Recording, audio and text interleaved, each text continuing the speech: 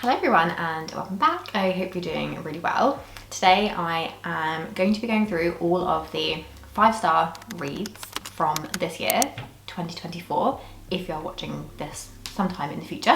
I can't quite believe we're at the end of the year already. I think as I'm filming this we're approaching like the second week of December, which seems really crazy, so I thought I would start doing a couple of yearly wrap-up videos. I've done a couple of book focused videos in the past this year, and so I thought it would be fun to do a yearly wrap-up and just share all of my 5-star reads. Might give you some inspiration and some books to add onto your TBR, to be read list. I'm not quite in the Bookstagram, Booktube space, but you know, I know some of the lingo, so these might be some books that you can add to your own TBR. Who knows? And I'm going to get ready in the process, just because I like to be doing something else whilst I'm chatting to you guys. I don't always like to just sit and talk to the camera. So I'm going to be doing my makeup, so if you are more here for the beauty videos, then you can watch me do my makeup and follow along if you wish. And if you're here for more of the book content, then I guess that's the point of the video. Oh my gosh, I haven't filmed in actually quite a while. Okay, so I'm going to scoot in. Oh, I guess if you are new, my name is Millie and I do beauty videos and the occasional lifestyle and routine video as well. So if that sounds good, then do make sure you are subscribed, and let's get into the video. My hair is going up. Let's get some makeup on this ratchet face. Oh gosh, my hair is also a little bit damp from my shower, but that's fine. So according to my Goodreads, so far this year I've read 58 books, which I'm pretty proud of. I set a reading goal of 50 books this year. Last year I read about 30 and I was really getting into reading kind of more towards the end of last year. So obviously we do still have a couple of weeks left of the year. At the moment I'm reading a romance book, The Cinnamon Bun Cafe. I know that's not going to be a 5-star, so I'm not worried about including it in this video. And then I will move on to the last and final book in the Throne of Glass series. I'm kind of savouring it because that's the last Sarah J Maas book that I have to read. So yes, that'll probably take me until the end of the year anyway. They're very long books and haven't been reading as frequently as I had done kind of previously in the year. So yes, I felt happy and comfortable to do this wrap up now, knowing that I probably wouldn't have any more books to feature unless I absolutely fly through the last Throne of Glass book. We'll see. So I do use Goodreads to track my books, and I also have a reading journal on Notion.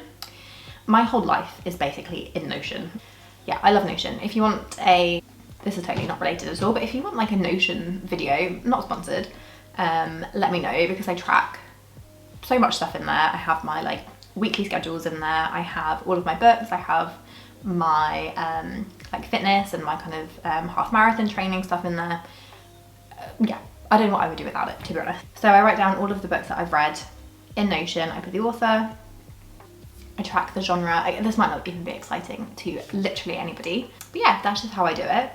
And I also obviously rank them 1 through 5. So I'm going to scroll all the way back to January. Some of these I might have even forgotten about. We'll see. Let's actually start doing some makeup as well. Otherwise we're just never going to get through. All of the makeup I am going to link down below. I'm not going to talk through or kind of show the products really in detail, but they will be linked down below, and you'll probably get glimpses of what I'm using here and there anyway. Just in case you are interested and I don't mention it, then check the description box. Okay, so let's have a look here. I need to get my ducks in a row. So the first 5-star book I read was The 7 Husbands of Evelyn Hugo by Taylor Jenkins Reid. I absolutely love Taylor Jenkins Reid. I think their books are just really immersive. They're kind of, at least the ones that I've read, give you a glimpse into a kind of celebrity lifestyle in one way or another, and I just find them really, really interesting. 7 Husbands of Evelyn Hugo is based around Evelyn Hugo, if you could believe that, and she was kind of like a Hollywood famous actress, but kept her private life very private. There's not many interviews about her. She is, you know, coming to the end of her life now. She's an older gal, and she hires a journalist to basically interview her and write a story about her life. It's just really, really interesting. I really liked the interview format. I would say that Taylor Jenkins Reid, they just do a really good job at creating a very kind of fast-paced, kind of conversational dialogue that's really easy to follow. It's really gripping, and yeah, I just love the little insights and kind of glimpses you get into what it's like as a Hollywood star. Obviously it is fictional, but I just love the atmosphere of the book. And yeah, I love Taylor Jenkins Reid. Obviously Daisy Jones and the Six was turned into a TV show, and I think all of their books that I've read so far, you can really see how they would just make amazing screenplays. Like, they are just so good, so interesting. So that was the first book, and I read that like early January as well. So we were starting off the year with with a 5-star read, so that was really great. So the next 5-star book that I rated, this again was in January, and it is the last book in the ACOTAR series, so A Court of Silver Flames by no other than Sarah J Maas. I don't think I rated any of the other ACOTAR books a 5-star.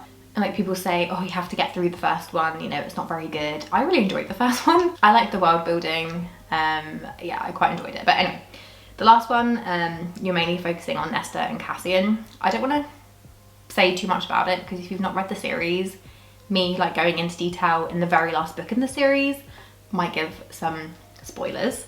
I don't think ACOTAR was my favourite series from Sarah J Maas overall, but I really, really did enjoy the last book. It does get very spicy. There are definitely quite a lot of spicy scenes that, you know, can go on for like 4 or 5 pages, so just be aware of that. I really enjoyed the last book. I think Cassian and Nesta, their storyline, I actually preferred. I just really enjoyed those 2 characters specifically, so I think that was why I rated that one a bit higher. So we only had 2 5-star reads in January, so we're moving on into February. So House of Flame and Shadow is the last, or the most recent book in the Crescent City series from Sarah J Maas. So if you're not familiar with the Sarah J Maas like universe, she has 3 series, ACOTAR, Throne of Glass and Crescent City. Crescent City is kind of like an urban fantasy. It's very, very different to Throne of Glass and ACOTAR, just in the setting. You know, it's a lot more modern. They drive cars, they have phones.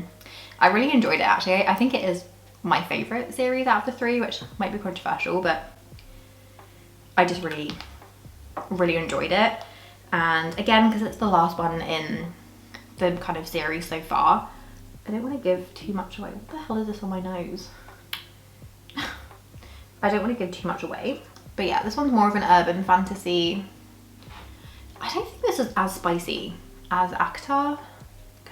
There's definitely spicy scenes, but I don't remember it being kind of page after page, just full on spice. So again, maybe one to look into if that's not really your thing. But yeah, I really enjoyed the Crescent City series. Again, I would say that that's so far. I mean, I've only got 1 more book in the Throne of Glass series, but I think for me, Crescent City is my favourite out of all of the Sarah J Maas books. I would say it probably took me the longest to get into.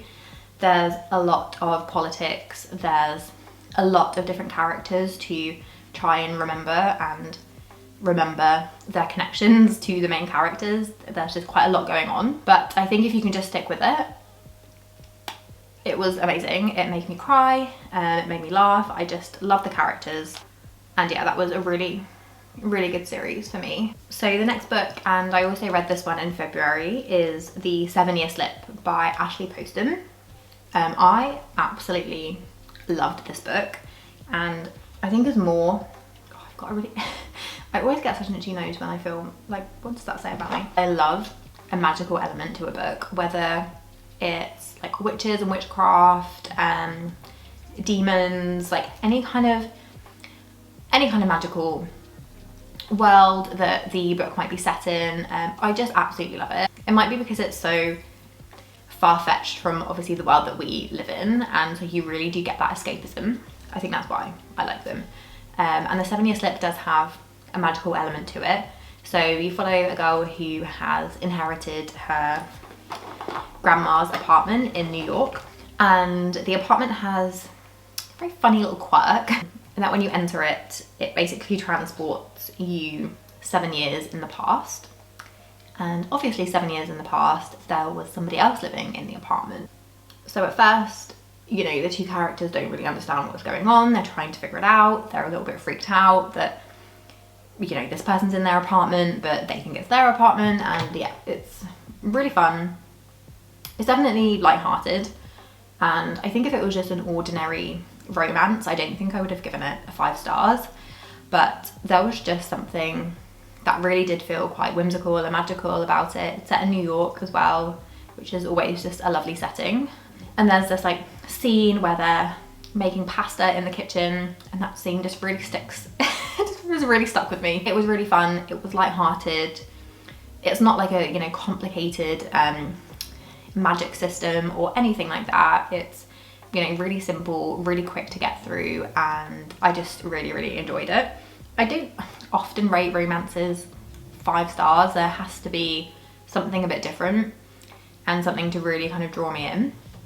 So obviously in this book it was just that fun little magical element that just had me very giddy.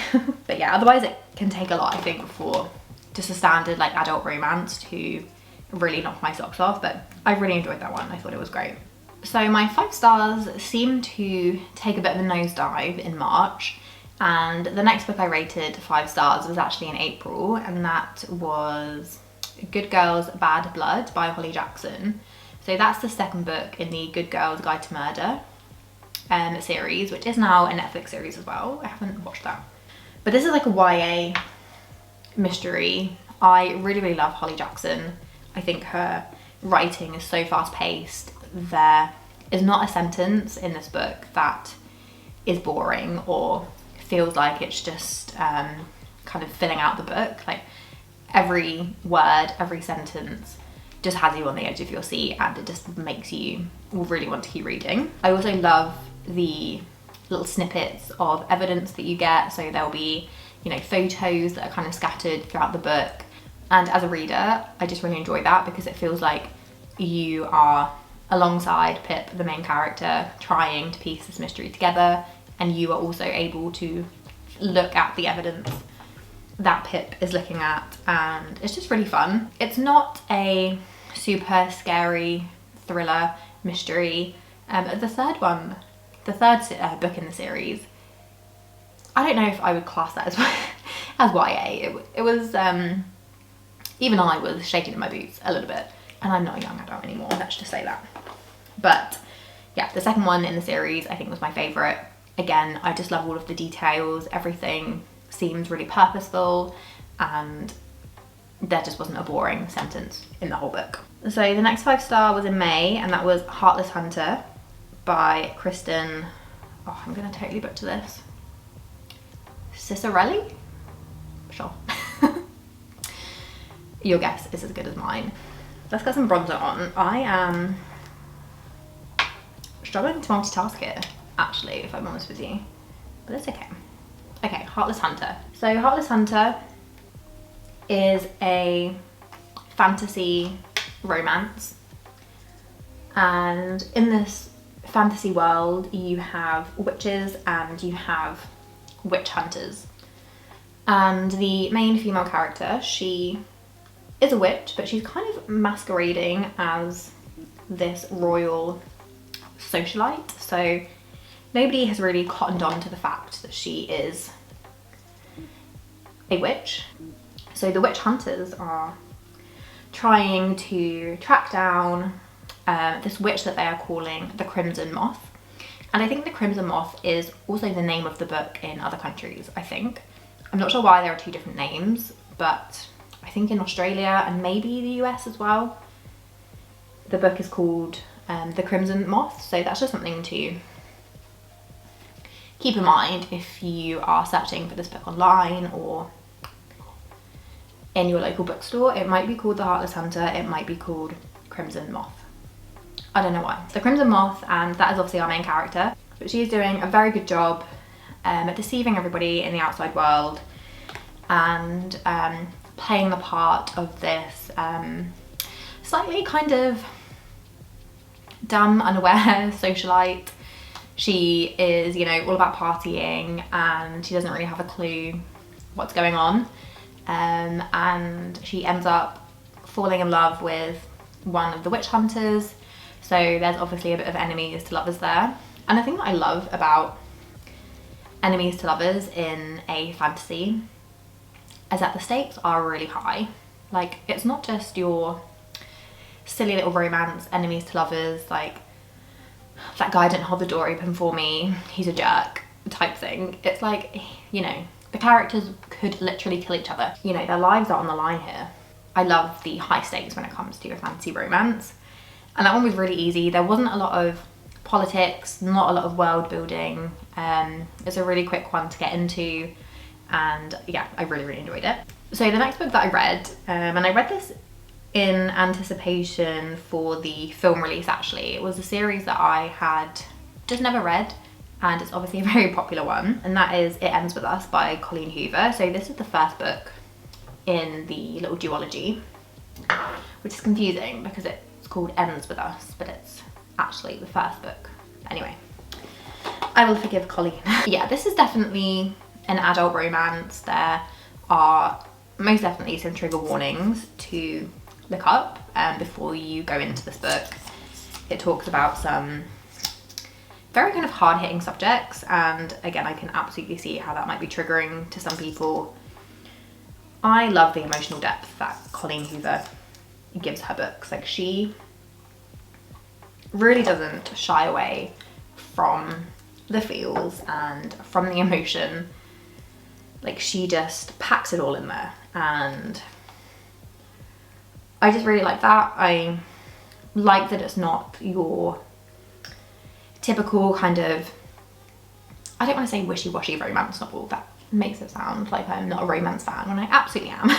It's not your light-hearted little beach read that feels like it doesn't have a lot of substance to it, and you know, you're just following two characters that are falling in love.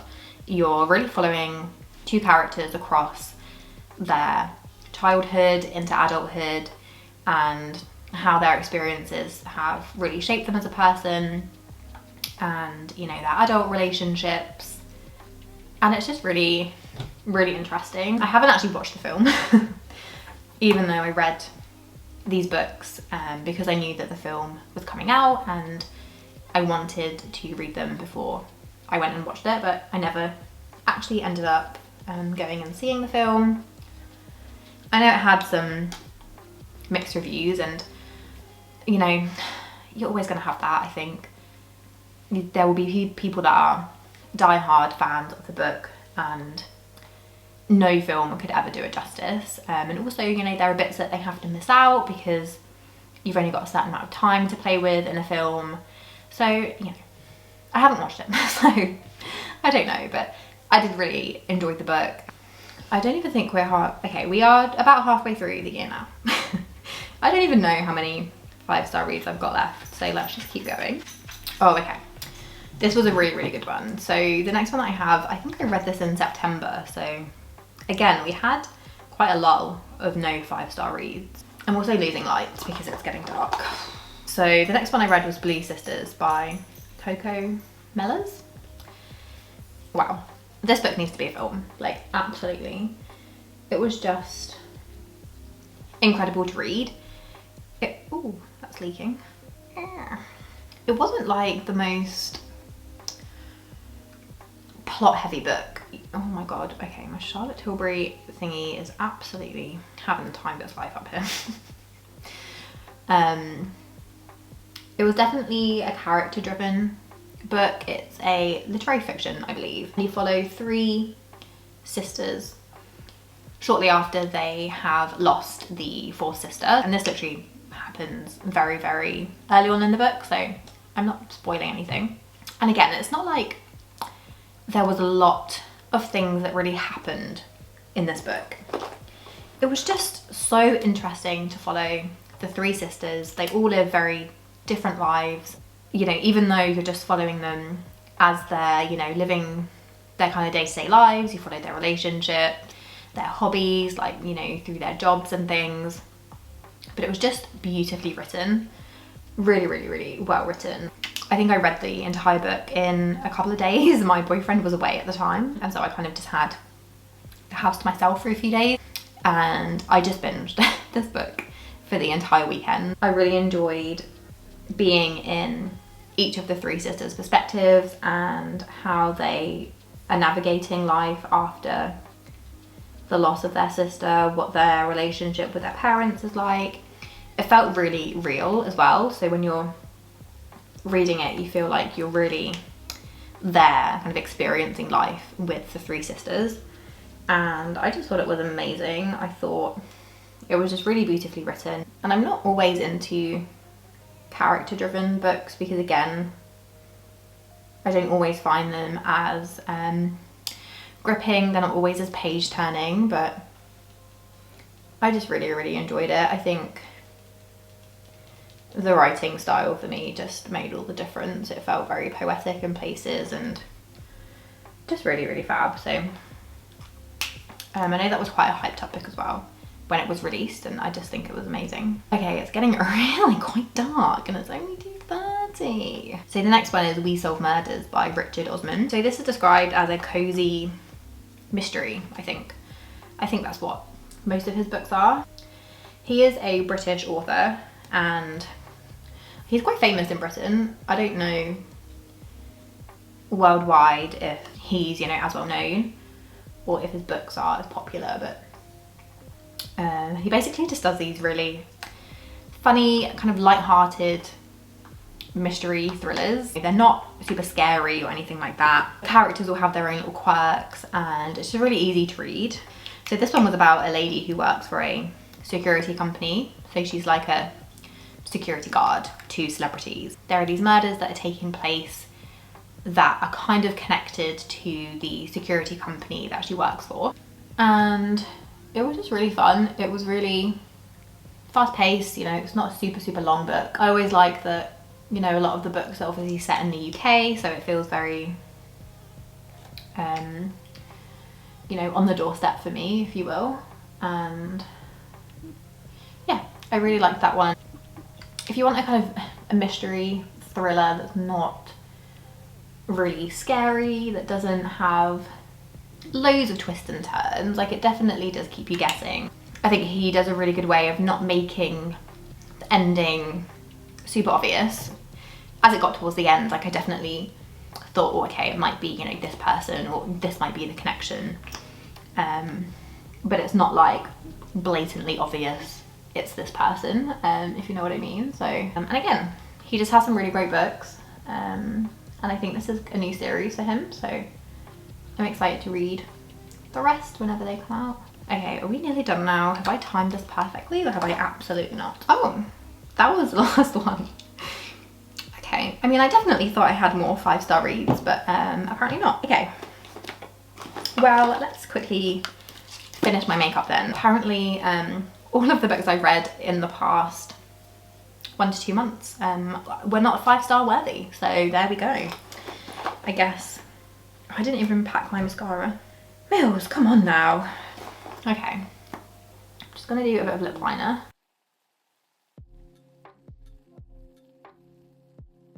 I think I'll probably stick to a reading goal of 50 for next year.